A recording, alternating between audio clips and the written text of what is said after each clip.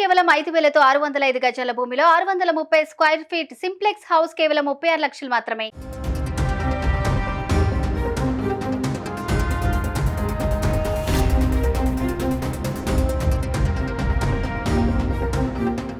Big boss season 7 winner పల్లవి ప్రశాంత్ను పోలీసులు arrest చేశారు. నిన్న రాత్రి గజ్వేల్లో ప్రశాంత్ను జూబ్లీహిల్స్ పోలీసులు అరెస్ట్ చేసి హైదరాబాద్కు తీసుకొచ్చారు.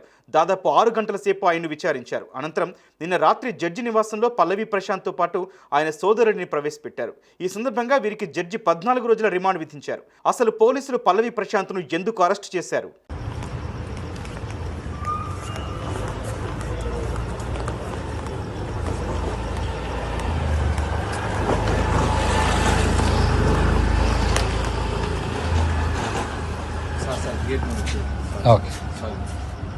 బిగ్ బాస్ ప్రతి సీజన్ సాఫీగానే సాగింది. కానీ సీజన్ 7 మాత్రం ట్యాగ్లైన్కు తగ్గట్లే ఉల్టా పుల్టాగా మారింది. విన్నర్గా రైతు బిడ్డ పల్లవి ప్రశాంత్ నిలిచాడు. 19 మంది కంటెస్టెంట్స్లో టాప్ ప్లేస్ సంపాదించుకున్నాడు. జనాలు కూడా ప్రశాంత్ను ఆదరించారు. అయితే విన్నర్ అయిన తర్వాత అంతా మారిపోయింది. బిగ్ బాస్ కంటెస్టెంట్స్పై దాడులు జరిగాయి. వారి కారు అద్దాలు పగలగొట్టారు. దీంతో రచ్చరచ్చ జరిగింది.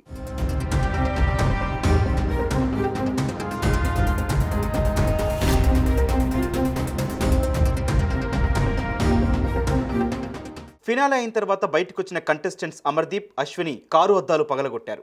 గీతూ రాయల్ కారును కూడా ధ్వంసం చేశారు. రోడ్డుపై వెళ్తున్న 6 ఆర్టీసీ బస్సుల అద్దాలు ధ్వంసం చేశారు. బందోబస్తుకు వచ్చిన పంజాగుట్ట ఏసీపీ కారు అద్దంతో పాటు విధులు నిర్వహించడానికి వచ్చిన బెటాలియన్ బస్సు అద్దాన్ని పగలగొట్టారు. దీనిపై పోలీసులు కేసు నమోదు చేశారు.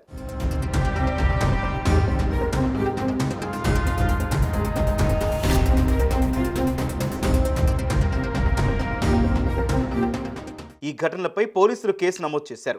అందులో A1గా ప్రశాంత్, A2గా మనోహర్, A3గా అతడి స్నేహితుడు వినయ్ను చేర్చారు.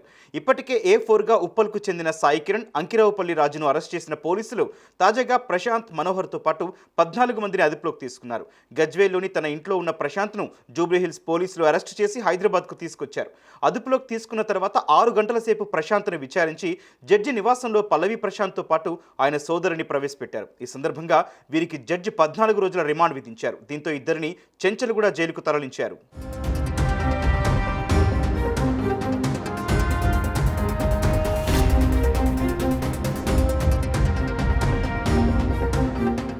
ఇక ప్రశాంత్ జైలుకు వెళ్లడంపై సోషల్ మీడియాలో రచ్చలేపుతున్నారు. అరెస్ట్ కరెక్టే అని కొందరు, కరెక్ట్ కాదని మరికొందరు అంటున్నారు. మరి మీరేమంటారు? కామెంట్ చేయండి.